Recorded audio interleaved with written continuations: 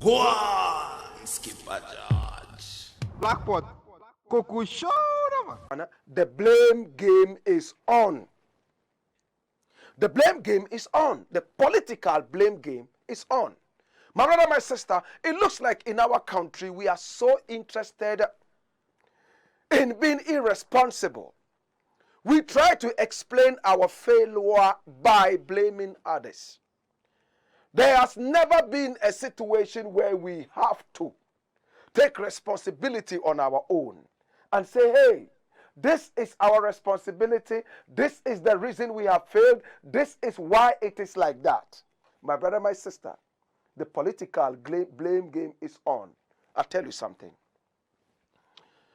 You remember in the last elections, we kicked out Mahama and decided to keep Nana Akufo-Addo. Now, why we did that was very simple. We were tired with Mahama.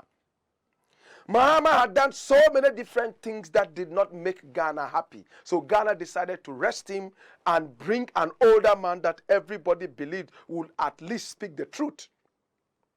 But today, my brother, my sister, it looks like it's the same old crabs in the bucket. They keep lying to us night and day, and they keep being untruthful and dishonest to us. I woke up today and I saw so many headlines slapping me in my cringing brows. What did I see? Now the pseudo Prime Minister of Ghana has spoken. And what is he saying? The cedi performed worse under Mahama. It was the worst performing currency in the world. And that's Gabi Ochredako. Look at the headlines. cedi was worst performing currency in the world under John Mahama. Today, it is the worst performing currency in the world as well. Not only in Africa, but the whole world. What are we saying? What is Gabi Ochredako trying to tell us? It happened under Mahama, and for that matter, it is not anything different to happen under Nana Akufo-Addo. Why then did we kick Mahama out? If we kick Mahama out of this, tell me why Nana Akufo-Addo would come and repeat the same mistakes. And all we do is to say, oh, Mahama did it. During Mahama's time, he did this and did that. And then, yes, it is happening again and again, so it's nothing new. It hurts me, my brother, my sister, for us to wake up and every time is all about blaming each other for something that we could have gone ahead to solve without necessarily pointing fingers. Hear me now, brethren. There are interesting things happening. Now today, I saw another headline, and this is from Esula Owusu. And she is saying that the NDC is creating coups all over the place. Yes, coups. Look at it. NDC caused winding queues at SIM registration centers. And this is Esula Owusu, the Minister of Communication and whatever. My brother, my sister, why can't we move on as a nation without pointing fingers at which political party did what and what did not happen?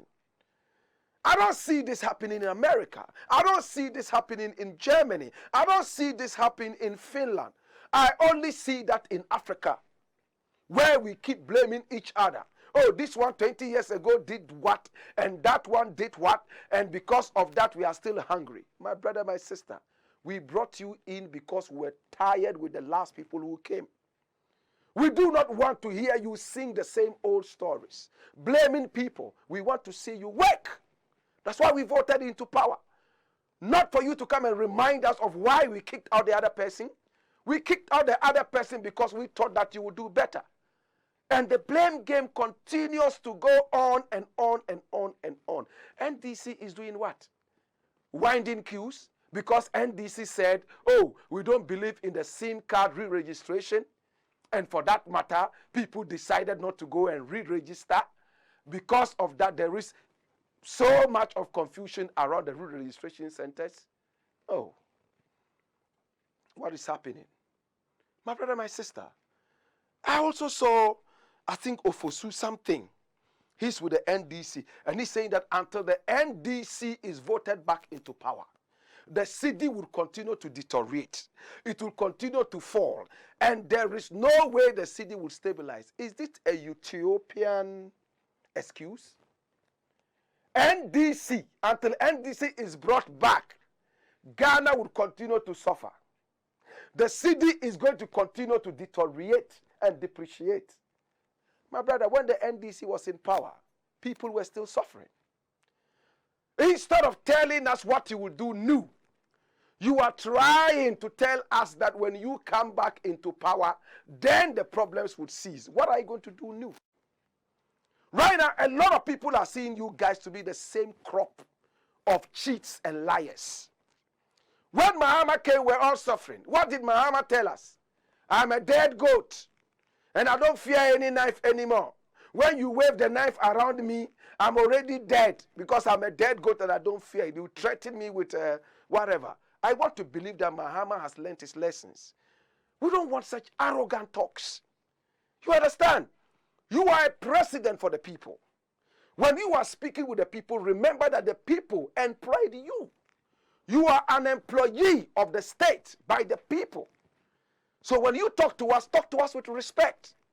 Don't talk to us as if you came from another planet on your own and then all of a sudden you waved a certain magic wand and you became president. That's why Nana Akufo-Addo is the most arrogant president Africa has ever seen.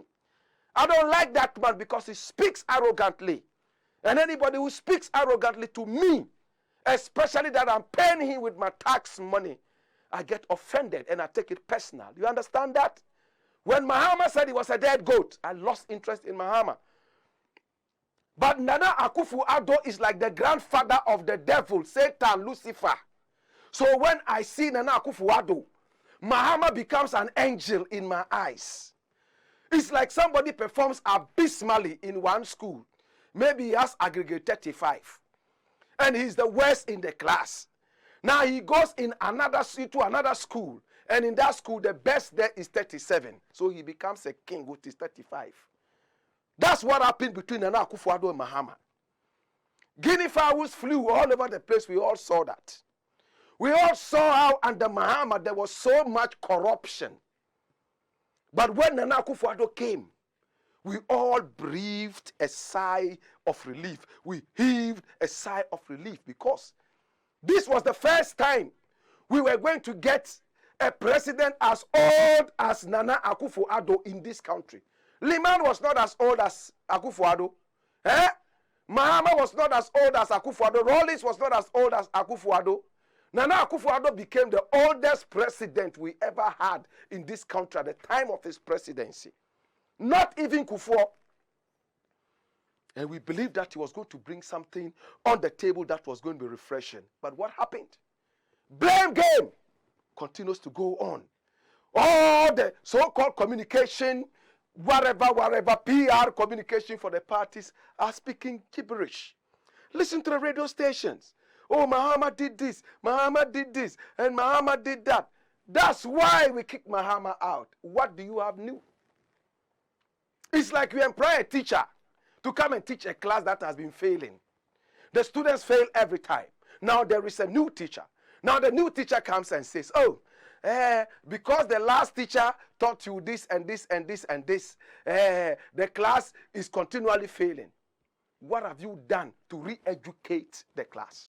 Go on, Skipper George. Blakk Cocoa Show.